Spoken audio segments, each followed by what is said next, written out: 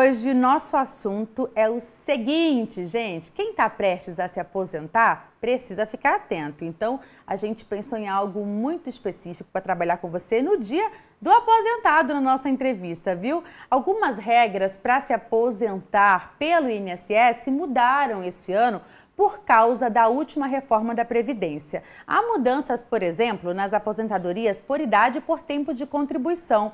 E reforçando, então, a gente escolheu esse tema porque hoje é o Dia dos Aposentados e também é o dia em que a Previdência Social completa 100 anos.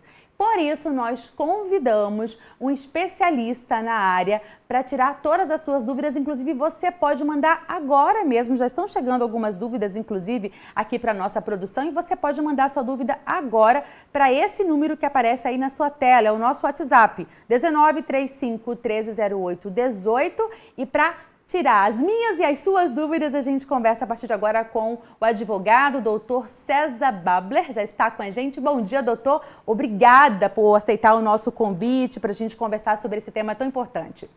Bom dia, é um prazer estar aqui com vocês, é uma honra, principalmente no Dia do Aposentado, um dia em que as pessoas precisam mais de informação. Vamos tentar esclarecer bastante aqui. Vamos lá, doutor. Bom, primeira pergunta, né? Por que o INSS faz tantas reformas previdenciárias? O que justifica? Qual a necessidade para o nosso público de casa entender? Então, é interessante que a gente tem um princípio, vou falar o nome do princípio, mas ele é teórico. Ele chama princípio do equilíbrio financeiro e atuarial. O que significa isso em poucas palavras? O dinheiro que entra em contribuições previdenciárias tem que corresponder ao dinheiro que sai em pagamento de benefício previdenciário. Então, as pessoas contribuem para o INSS. Os benefícios devem corresponder a esse valor que entra. Então, se a expectativa de vida das pessoas aumenta, o dinheiro que entra não corresponde ao dinheiro que sai. Porque o INSS acaba pagando muito benefício e entra menos dinheiro do que sai. Essa correspondência tem que guardar sempre a exata medida. Se a pessoa tem uma expectativa de vida maior, o INSS tem que fazer reforma previdenciária para ampliar os requisitos, aumentando a idade, aumentando o tempo de contribuição, para que esse equilíbrio continue vigorando. Essa é a ideia. Doutor, a gente começa a sentir de fato essas mudanças da última reforma agora em 2023. O que de fato muda a partir de então? Eu digo a partir de agora porque essas alterações elas ocorrerão de forma gradual, certo? Gradual. O INSS fez, na reforma previdenciária, na emenda 103 de 2019, de 13 de novembro de 2019, ele fez um gatilho. E olha que interessante, essa reforma vai durar até 2033. Ela vai sendo gradualmente adicionada. Então, não é uma questão de governo. Mudou o governo, mudou a Previdência. Não, ela já está programada até 2033. Agora, para 2023, daqui 10 anos é uma reforma ainda.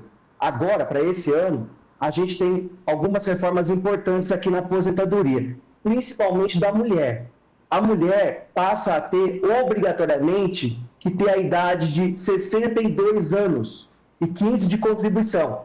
O homem continua com 15 de contribuição e 65 anos de idade. A mulher, até antes da reforma, tinha que ter 60 anos de idade. A partir de agora, 2023, obrigatoriamente 62 anos de idade para a mulher, sempre. Perfeito. Essa regra não vai ser adicionada até 2033. Ela é fixa a partir de agora, mulher sempre 62 anos de idade e 15 de contribuição. Certo, doutor, a gente já recebeu aqui algumas perguntas dos nossos telespectadores. Olha, a Simone de Limeira fala o seguinte, vou ver se a gente consegue esclarecer para ela. Ela diz, no site meu INSS consta que eu já posso me aposentar pela regra de tempo de contribuição e por pontos. Posso confiar? Ela pergunta. Porque um advogado me falou que não tenho direito por pontos e que os cálculos apresentados não são confiáveis. Ela gostaria que o senhor esclarecesse isso para a gente e completa ainda se, no caso da aposentadoria por pontos, o valor do benefício será maior. Essa é a questão da Simone de Limeira. Simone, obrigado pela pergunta. Agora a gente tem algumas regras de transição que também foram alteradas com a reforma previdenciária para esse gatilho que eu falei até 2033. A mulher, agora, a partir desse ano, tem que ter 30 de contribuição e 58 de idade. Essa é uma das regras de transição da mulher. O homem, 35 de contribuição e 63 de idade. Essa é uma das transições, que a gente chama de transição da idade progressiva. O cálculo é o mesmo das transições em relação à regra permanente. Daqui a pouco eu vou explicar um pouco isso. A regra de pontos, o homem tem que ter 100 pontos com 35 de contribuição e a mulher 90 pontos com 30 de contribuição obrigatoriamente. Aí os clientes perguntam, mas doutor, a mulher tem que ter 90 anos de idade? Não é isso. O homem não tem que ter 100 anos de idade, não é isso. O que eles têm que ter é 90 pontos somando idade e tempo de contribuição a mulher e 100 pontos idade somando com tempo de contribuição homem. Desde que a mulher com pelo menos 30 anos de contribuição e o homem com pelo menos 35 anos de contribuição. Mas deve estar pensando, mas isso é muito confuso para mim. É confuso. E o site do INSS ainda é um pouco confuso também. Por isso que é importante você não confiar só no site. O sistema do INSS é um sistema bom, já é um sistema bom, mas não é tão confiável assim. É preciso que você procure um profissional para fazer o seu planejamento previdenciário. Porque às vezes, olha que interessante, você tem direito às duas regras de transição. Está no sistema faz tempo, já faz tempo que contribui, tem direito às duas. Só que você vai, por exemplo, completar um requisito daqui 3 meses. O sistema não vai verificar isso. Daqui 3 meses você completa um. E se você completar esse outro requisito, você consegue ganhar R$500 na sua aposentadoria por mês a mais.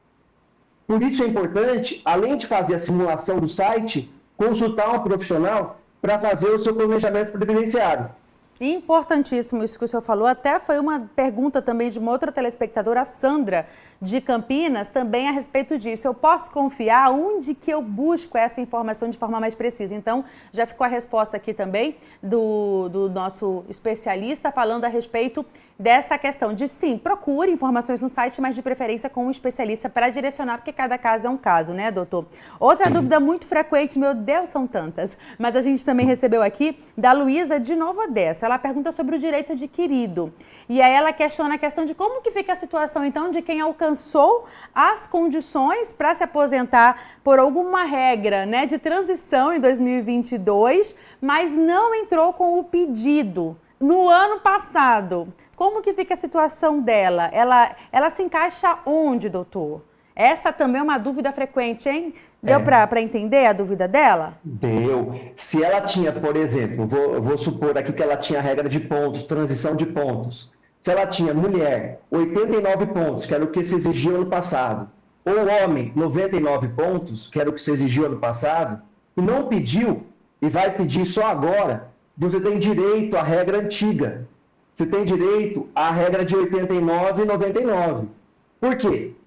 Se você preencheu os requisitos no momento da regra anterior, embora você peça posteriormente, isso não interfere na sua aquisição do direito. Você continua podendo ter o seu direito com base na regra antiga.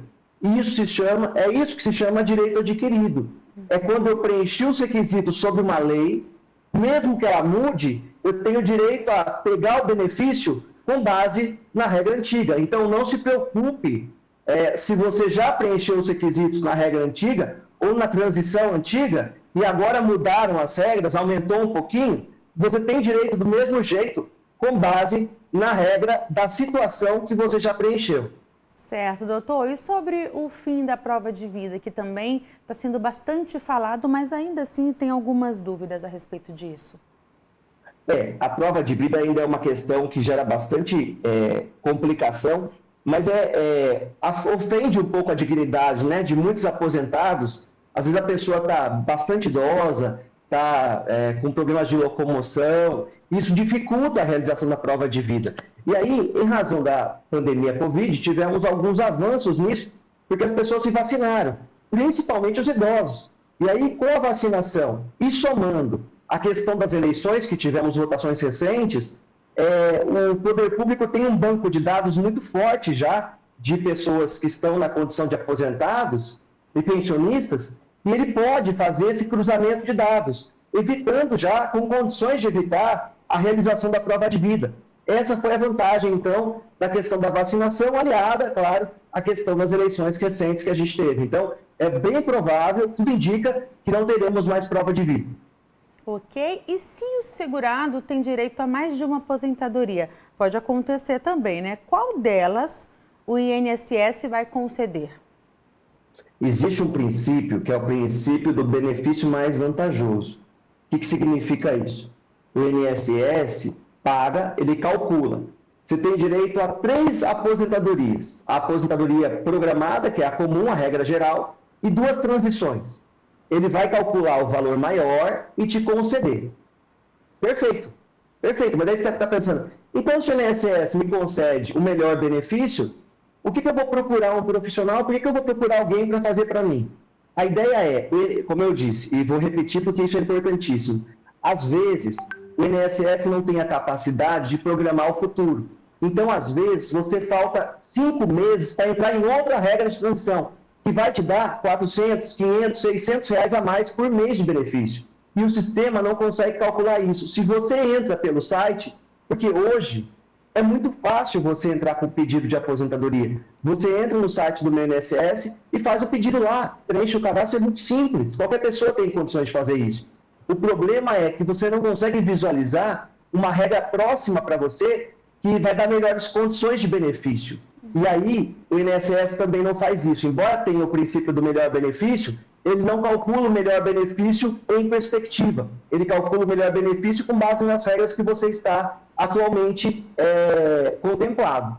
E aí, isso acaba de responder também a pergunta do Carlos Duarte, de Campinas, ali do satélite Íris, que perguntou exatamente como pedir a aposentadoria. Então, sim, há esse caminho muito simples pelo site, mas com essa ressalva que o senhor está trazendo de pode ser que um detalhe, uma recomendação, uma informação mude bastante o valor que essa pessoa vai receber. Então, por isso é importante procurar esse especialista para direcionar, viu, Carlos? Certo, né, doutor? E me diga uma coisa, uma outra dúvida também. Desaposentação, o que é isso e se é possível? Uma outra dúvida também que a gente vê com bastante frequência. Essa pergunta é muito comum mesmo, as pessoas, eu vou tentar explicar de forma bem didática, porque muita gente faz essa pergunta. Doutor, eu me aposentei em 2018, continuei trabalhando e continuei pagando, arrumei até um emprego melhor. E aí, nesse emprego melhor, eu estou contribuindo com um valor maior do que eu contribuía anteriormente à minha aposentadoria. Eu gostaria de saber se eu tenho condições de rever essa contribuição previdenciária e fazer um recálculo para aumentar o valor da minha aposentadoria, porque não é justo eu ter aposentado, continuar trabalhando, pagar até mais do que eu pagava antes e não ter esse valor revertido para mim. A resposta é, no Brasil hoje, os tribunais do Poder Judiciário não admitem a desaposentação. Presta bastante atenção nisso. Uma vez aposentado, você recebeu o primeiro pagamento, não existe possibilidade de você anular, cancelar a sua aposentadoria. Vai ter que receber essa aposentadoria. Existem algumas, sim, revisões, mas a desaposentação, que é calcular um novo valor de contribuições para dar um benefício maior, isso não existe no Brasil. Guarde bem isso, porque essa é uma dúvida muito comum entre os diversos aposentados. Perfeito, doutor. Tem muitos questionamentos, mas a gente, infelizmente, tem um tempo curto. Eu vou só terminar com mais uma participação que sai um pouquinho, mas tem a ver com o que a gente está falando. A Luciana, de Indaiatuba, ela fala assim, doutor, gostaria de saber quem deve investir na previdência privada. É indicado só para quem não tem regime CLT de trabalho? Obrigada. E ela já agradece. Essa é uma pergunta muito comum também. A previdência privada, ela é um sistema que te garante um complemento. A Constituição Federal trata da previdência privada como um regime complementar.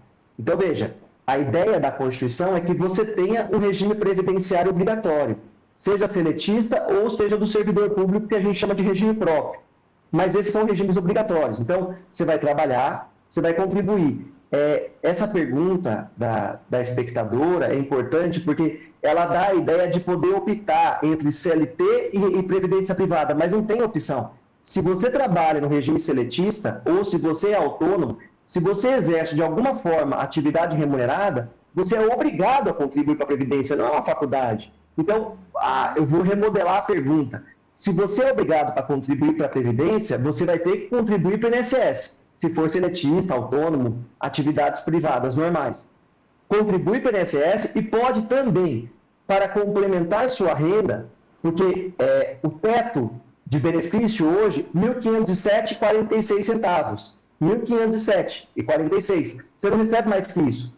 Se você pensa em planejar e se receber um pouco mais do que isso, aí é interessante você procurar um sistema, pode ser uma previdência privada aberta, e fazer um plano de previdência privada complementando, não substituindo, como foi feita a pergunta, complementando o valor da sua aposentadoria no futuro, para você receber aí uns 10, 12 mil, se você já pensa em receber o teto do regime geral. Essa é a ideia, mais ou menos. Perfeito, doutor. Penso que tenha respondido a Luciana lá de Indaiatuba. Ou seja, não há uma escolha entre uma e outra, há um complemento.